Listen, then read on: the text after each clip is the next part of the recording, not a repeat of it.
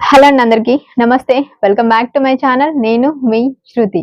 So మీరు already thumbnail చూసారు కదా! ప్రభుత్వ పథకాలకు సంబంధించిన అప్లికేషన్స్ మళ్ళీ ఎప్పుడు స్టార్ట్ అవుతాయి. సో ఆ విషయాన్ని ఈరోజు మీకు నేను వీడియోలో డిస్కస్ చేస్తాను. ఎక్కడ స్కిప్ చేయకుండా ఇంతవరకు అప్లికేషన్స్ పెట్టుకోని వాళ్ళు, పెండింగ్‌లో ఉన్నవాళ్ళు మొత్తం ఫుల్ క్లారిటీగా చూడండి. మీకు క్లుప్తంగా వివరించడానికైతే ట్రై చేస్తాను మాక్సిమం. సో మనం ప్రభుత్వ పథకాలు అనగానే ఫస్ట్ ఇందిరమ్మ ఇల్లు, నెక్స్ట్ మహాలక్ష్మి స్కీమ్, నెక్స్ట్ ఇంకా రాజీవ్ యువ వికాసం, gas cylinder scheme, next ration card.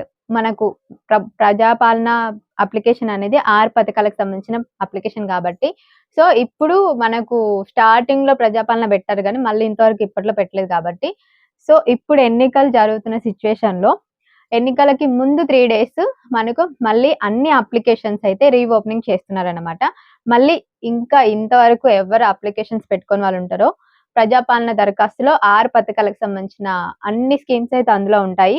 So మీరు ఇంకెవ్వరైనా పెట్టుకోకపోతే మాత్రం సో మన కాంగ్రెస్ ప్రభుత్వం అయితే ఇప్పుడు ఎలక్షన్స్‌కి ముందు ఒక 2, 3 డేస్ ముందు ఈ అప్లికేషన్స్ అయితే మళ్ళీ స్టార్ట్ చేయబోతుందన్నమాట. సో అంటే మనం ఇందిరమ్మ ఇల్లు ఎవరైతే అప్లికేషన్స్ పెట్టుకొని వాళ్ళు ఉంటారో, ఇందిరమ్మ ఇల్లుకి సంబంధించి 3 కేటగరీస్ ఉంటాయి. సో ఎవరికైతే మొత్తానికి స్థలం లేకుండా, ఇల్లు లేకుండా ఉంటారో వాళ్ళు L2 కిందికి వస్తారన్నమాట. ఇందిరమ్మ ఇల్లు పథకం కిందికి పెట్టుకోవచ్చు వాళ్ళు. ప్రజాపాలన అప్లికేషన్ ఫామ్‌లో 6 పథకాలుంటాయి దాంట్లో. రేషన్ కార్డ్ ఒకటి, మహాలక్ష్మి స్కీమ్ ఒకటి, గృహజ్యోతి అంటే జీరో కరెంట్ బిల్ ఒకటి, నెక్స్ట్ ఇందిరమ్మ ఇల్లు, రైతు భరోసా, సో ఇలా వృద్ధాప్య పింఛన్ ఇలా మనకు 6 స్కీమ్స్ అయితే ఉన్నాయి గదా! దాంట్లో ఇందిరమ్మ ఇల్లు మీరు గనుక ఒకవేళ ఖాళీ జాగుండి ఇల్లు లేకుండా వేరే దగ్గర కిరాయి ఉంటే మాత్రం వాళ్ళు L1 కేటగరీ కిందకొస్తారు. ఇల్లు, స్థలం 2 లేకుండా ఉన్నవాళ్ళు L2 కేటగరీ కిందకొస్తారు. అండ్ ఇల్లుండి ఆల్రెడీ ఇల్లు, స్థలం 2 ఉండి అంటే స్థలంలో ఇల్లు కట్టుకొని చాలా డేస్ అయింది అని అనుకున్న వాళ్ళు ఆర్‌సీసీ కింద అంటే కేటగరీ 3 L3 కిందకొస్తారన్నమాట వాళ్ళు. అంటే ఆల్రెడీ ఇల్లుంది, స్థలం ఉంది. బట్ ఆ ఇల్లు అనేది చాలా ఓల్డ్ స్టేజ్‌కొచ్చిందన్నమాట. సో అట్లాంటి వాళ్ళు ఆ స్టేజ్‌లో ఉంటారన్నమాట. L3 కిందకొస్తారు. సో ఇప్పటి వరకు మనకు L1, L2, L3 అనేవి ఇంతవరకు L2 అయితే స్టార్ట్ చేయలేదు మన గవర్నమెంట్. ఇప్పటి వరకు L1 కిందనే మనకు చాలా మందికి ఇల్లు కట్టియడానికైతే 5,00,000 చొప్పున మనకు స్థలం ఉన్న వాళ్ళందరికీ 5,00,000 పైసలనేది మనకు విడతల ద్వారా అందించడం అయితే జరిగింది. ఇప్పటికి కూడా L1 మీదనే కాన్సంట్రేషన్ చేస్తుంది.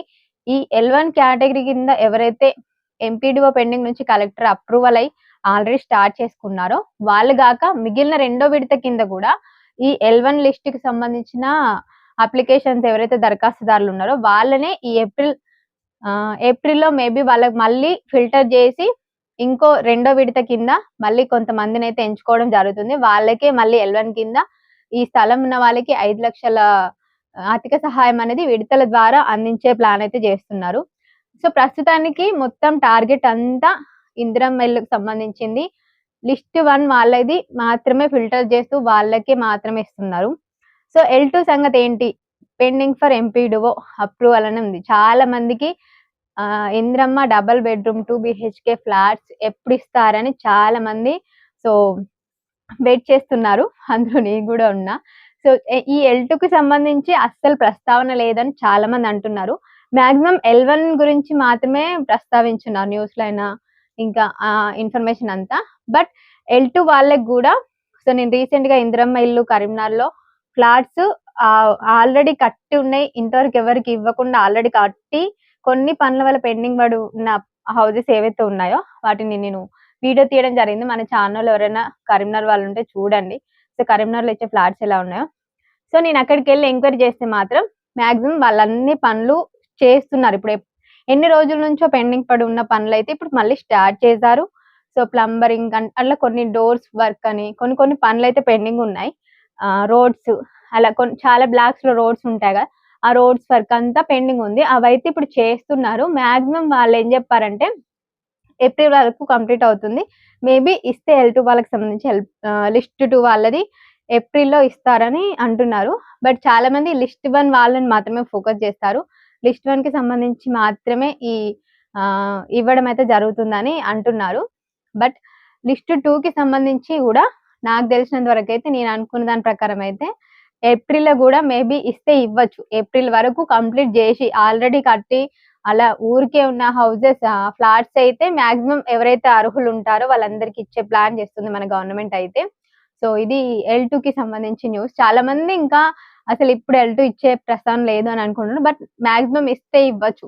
ఎందుకంటే చాలా ఊర్లల్లో అంతకుముందున్న గవర్నమెంట్ కేసీఆర్ ప్రభుత్వం మనకు ఇల్లులు కట్టి అలా పెండింగ్‌లో అంటే కాంట్రాక్ట్ మళ్ళీ మనీ రాక ఆగిన సిట్యుయేషన్స్ చాలా ఉన్నాయి. సో, ఇప్పుడు మళ్ళీ వాటిని రీఓపెనింగ్ చేస్తారండి. మళ్ళీ రీకన్‌స్ట్రక్షన్ చేస్తున్నారు. పెండింగ్ పనులు ఏవైతే ఉన్నాయో వాటన్నిటిని కంప్లీట్ చేసి మాక్సిమం ఏప్రిల్ వరకు ఫినిష్ చేసి ఏప్రిల్‌లో మేబీ ఇస్తే ఇవ్వచ్చు. లిస్ట్ 2కి సంబంధించిన ఎవరైతే అర్హులుంటారో. అండ్ రీసెంట్‌గా మళ్ళీ లిస్ట్ 2కి సంబంధించి రీవెరిఫికేషన్ స్టార్ట్ అయింది.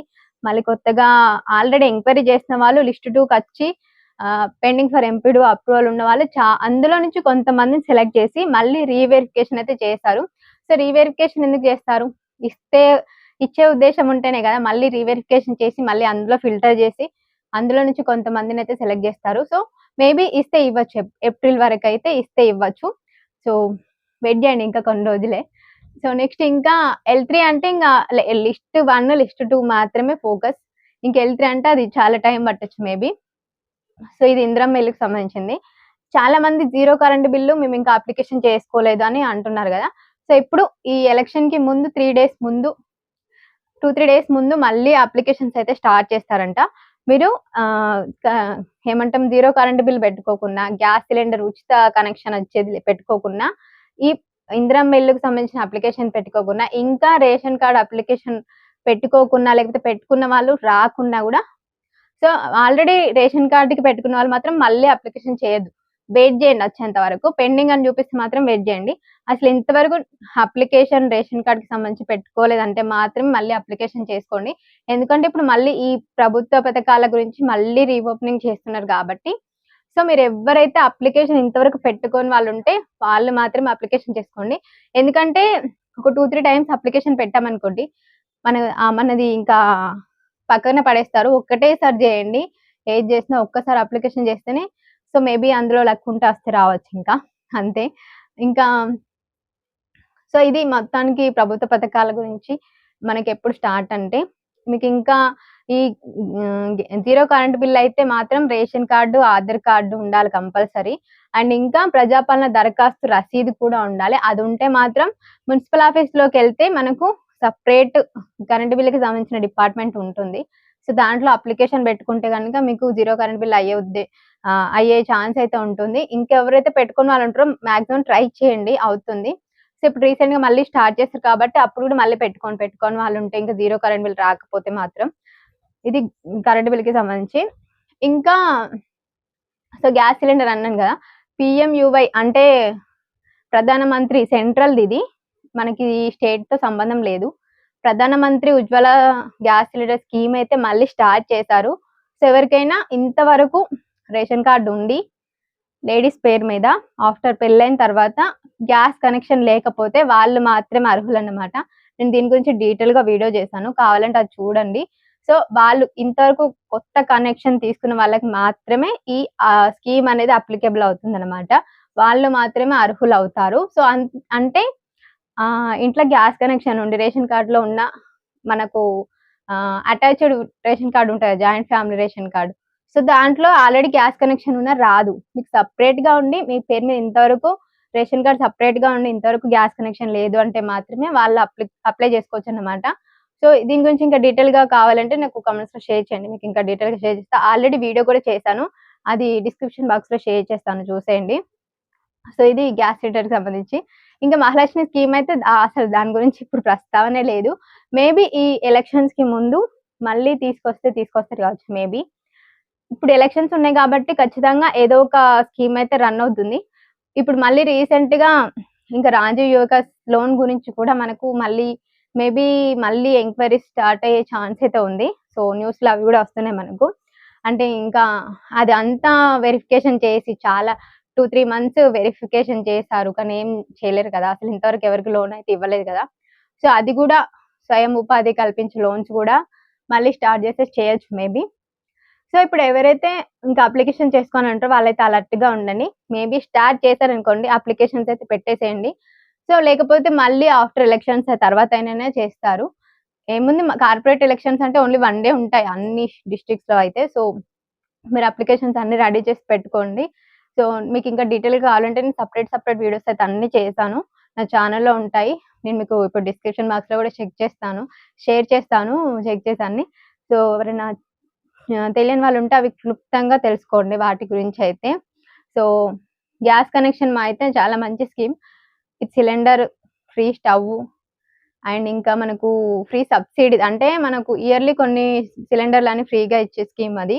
సో, ఎవరు విడిచిపెట్టుకోకండి. ఇప్పుడు కొత్తగా రీసెంట్‌గా పెళ్లైన వాళ్ళైతే, కొత్తగా రేషన్ కార్డ్ వచ్చిన వాళ్ళు. సో, మొత్తానికైతే ఇది ఇవాల్టి ప్రభుత్వ పథకాల గురించి సంబంధించిన అప్డేట్. మీకు యూజ్‌ఫుల్ అవుతుంది అనుకుంటున్నా. యూజ్‌ఫుల్ అయితే మాత్రం తప్పకుండా వీడియోని లైక్ చేసి, షేర్ చేసి, కామెంట్ చేయండి. Thank you so much for watching.